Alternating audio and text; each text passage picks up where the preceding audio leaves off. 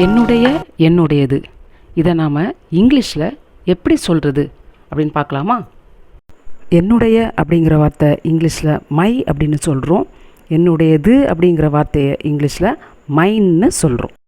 இது என்னுடைய புத்தகம். இதை நம்ம இங்கிலீஷில் திஸ் இஸ் மை புக் அப்படின்னு சொல்லுவோம். இந்த புத்தகம் என்னுடையது. இதை நம்ம இங்கிலீஷில் திஸ் புக் இஸ் மைன் அப்படின்னு சொல்லுவோம். மைங்கிற வார்த்தை எப்போவுமே ஒரு பெயர்ச்சொல் கூட வரும்.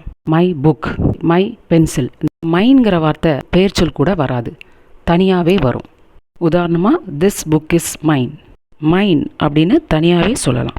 நாம் மேலும் சில உதாரணங்களை பார்க்கலாம். என்னுடைய ராசி இங்கிலீஷில் மை ஜோடியாக். என்னுடைய பெயர் இங்கிலீஷில் மை நேம்.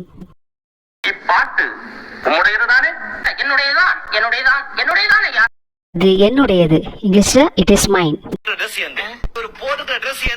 இந்த ட்ரெஸ் எந்த இங்கிலீஷ்ல தி ட்ரெஸ் இஸ் மைன். இந்த மாதிரி மேலும் தகவலுக்கு லைக் பண்ணுங்க, ஷேர் பண்ணுங்க, சப்ஸ்கிரைப் பண்ணுங்க சுல்தா கிரியேட்டிவ்ஸ்.